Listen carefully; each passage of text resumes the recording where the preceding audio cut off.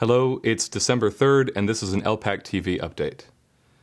Now, you might have thought that the Irish were the only ones right now holding up the cadaver called the European Monetary Union and the Inter Alpha group of banks.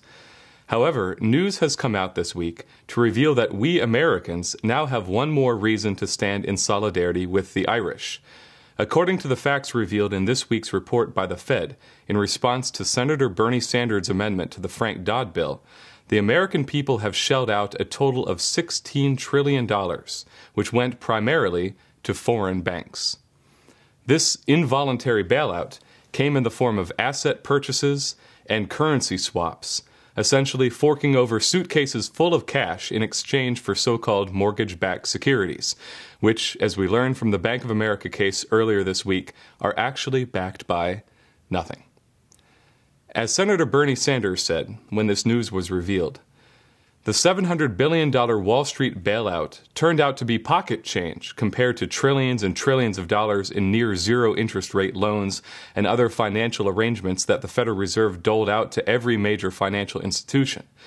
After years of stonewalling by the Fed, the American people are finally learning the incredible and jaw-dropping details of the Fed's multi-trillion-dollar bailout of Wall Street and corporate America. Perhaps most surprising is the huge sum that went to bail out foreign private banks and corporations.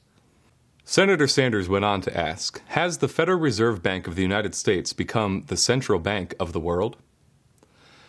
What was revealed in the Wednesday report is that through the various, almost innumerable Fed lending facilities, the major beneficiaries were foreign banks, not U.S. banks. When the Fed paid banks to get toxic mortgage-backed securities off of their books, both Credit Suisse and Deutsche Bank received about $300 billion in U.S. guarantees each. When the Term Asset Lending Facility opened their window in 2008 to save these banks the humiliation of going to the regular Fed overnight window, 6 of the 11 top recipients of short-term loans were European banks, including Inter Alpha's Banco Santander and Societe Generale. The Fed also disclosed that of the $3.3 trillion TARP bailout, $1.5 trillion went solely to British banks. The Commercial Paper Funding Facility gave Britain's United Bank of Scotland $74.5 billion overall, which was more than twice as much as Citigroup took. In 2008, London's Barclays took the largest amount from another Fed overnight lending program when it got just shy of $50 billion. And all this to say nothing about the $180 billion AIG bailout where tens of billions of U.S. taxpayer dollars went to foreign banks, including Societe Generale, Deutsche Bank, Banco Santander, RBS, Barclays, UBS, and many, many more. Of course, there were other recipients of the $16 trillion. Morgan Stanley's $2 trillion, Merrill Lynch $2.2, Citigroup $2.4 trillion, Bear Stearns $962 billion, and Bank of America $931 billion. From 2008, when the bailout began, the Fed has made 21,000 different transactions, with Morgan Stanley visiting 210 times and leaving with a bad case of gonorrhea. Talk about contagion. Also, according to the Wednesday report, non-banks were major recipients of the U.S. taxpayer bailout, including Harley-Davidson, Caterpillar Construction, Verizon, General Electric, BMW, Toyota, and McDonald's. When the Irish crisis first exploded, Linda LaRouche stressed that the American people have to recognize that we have a single common enemy with all other nations in the world.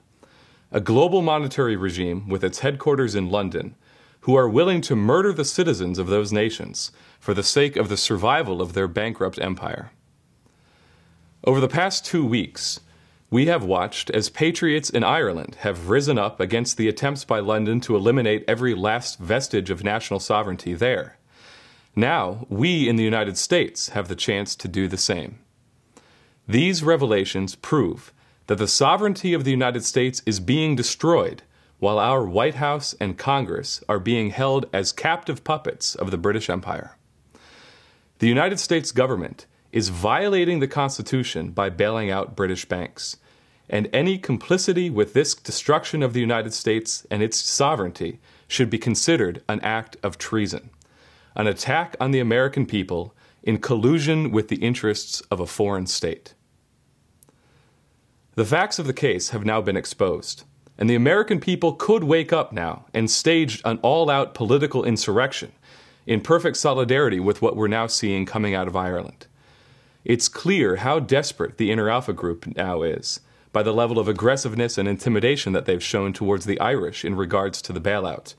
The very existence of their entire financial empire is riding on their ability to mug national governments and acquire U.S.-backed bailouts under the cover of night. The Inner Alpha Group is so vulnerable that the CEO of their flagship bank, Santander's Emilio Botín, had to purchase 1.9 million shares in his own corporation just to keep his all-powerful bank afloat. I mean, think about it. We've really got terrific strategic leverage here. If the entire British imperial banking system has been depending on secret handouts coming from the Federal Reserve, what will happen when we as Americans say, "We won't pay"? We've declared independence from the British Empire once before. Why not do it again? Perhaps this was why the British Foreign Office has made it clear to Washington that a reinstatement of the Glass-Steagall Act in the United States would be considered by London as an act of hostility against the empire. Well, I say, you're damned right we're hostile. $16 trillion? We'd like that back, please. And by the way, don't try coming back to the Federal Reserve. We're nationalizing it. It was unconstitutional in the first place. Signing off, this is Matthew Ogden.